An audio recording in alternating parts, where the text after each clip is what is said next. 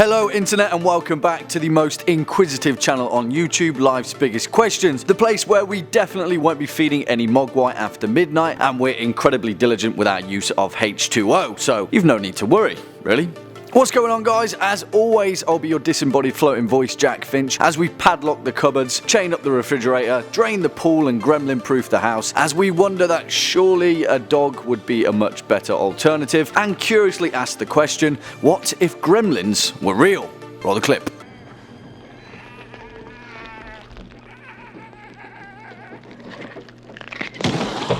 There's three pretty simple rules. Number 1, no bright light.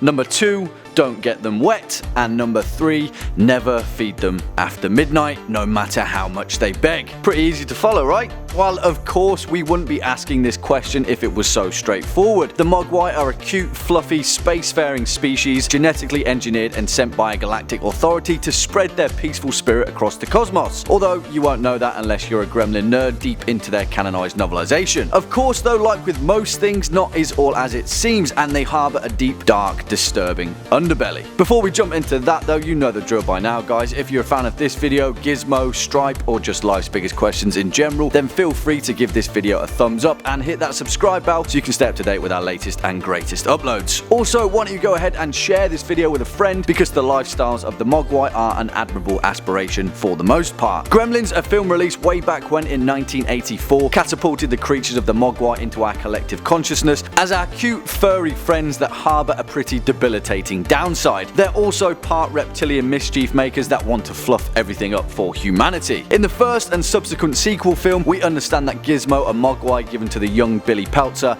after his father went shopping in a Chinatown antique store searching for a Christmas present, a controversial choice at best. In Cantonese, Mogwai means monster, evil spirit, devil or demon, a creature of folklore that often inflict harm on humans. They are said to reproduce sexually during mating seasons triggered by the coming of rain, a device similarly adapted in Joe Dante's 1984 comedy horror flick, yet far from the silver screen version. Or, well, yeah, never mind, we'll keep it PG-13. If you know, you know. But what would happen if we were host to these little guys right now in 2018 and a craze of cute, fluffy little Mogwai took us all unaware, just like our good pal Billy Peltzer? It's hard to tell whether the unrivaled overlord of the internet, the house cat, could ever be dethroned from the lofty heights of meme supremacy. But if anyone could give them a run for their money, it's the Mogwai. The world would be awash with Gizmo-esque selfies, Instagram live feeds of their cute, fluffy pal playing Despacito on the family piano, entire YouTube channels dedicated to people exploring abandoned graveyards and mental asylums while capturing the petrified reaction of their Mogwai. In the film, Gizmo's nature is to spread peace by being as cute, kind, lovable,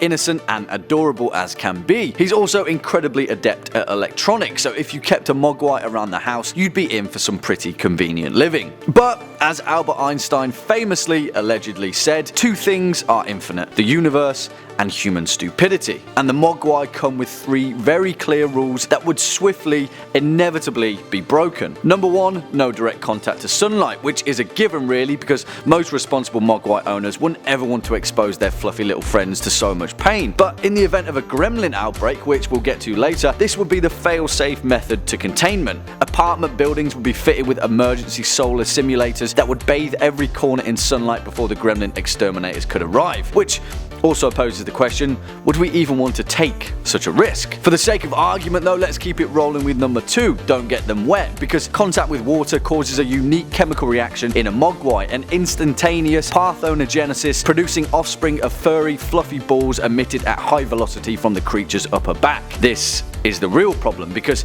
even if the world managed to waylay the third rule, do not feed them after midnight, human stupidity just couldn't help itself with the knowledge that getting a Mogwai wet, what is essentially an infinite sprinkler of fur. Don't get me wrong, there'd be more than a fair share of responsible Mogwai owners, the vast majority in fact, but there'd be numerous cases for Mogwai exploitation and breeding farms. Such an available commodity would cheapen the average Mogwai to such a low price that the disposability of these poor creatures would be become ingrained in our society. Lost your Mogwai? Accidentally dropped him into the furnace? Hey, it's no problem, just pick another one up at the gas station. There's plenty going round. Which leads us to number 3, don't feed them after midnight, which, let's face it, would be a task too hard to contain. We'd have to rethink our entire dietary practice. With such a wide oversaturation of Mogwai, the gastronomy industry couldn't ever keep up with such a broad demand. There'd simply be too many Mogwai and too many variables to contain the very likely possibility that one of them eats food after midnight. And who knows, maybe the Gremlins would take a look at what their existence had turned into and realize that plain mischief just doesn't cut it anymore. Maybe they'd look at what their progenitor species had become, a throwaway stuffed toy, a human's plaything, and find a reason to fight back. Then we'd have a much bigger problem than before. Well, unfortunately folks, that's all we've got time for in today's video. Cheers for sticking around all the way to the end. If you were a fan of this video and you'd like to secure yourself your own Mogwai, then go ahead and hit that thumbs up button as well as that subscribe bell, and maybe your wish will come true. Either way, everyone's a winner. To continue on with your questioning binge, feel free to hit the playlist floating shortly above. As always, I've been your host Jack Finch, you've been watching Life's Biggest Questions, and until next time, you take it easy.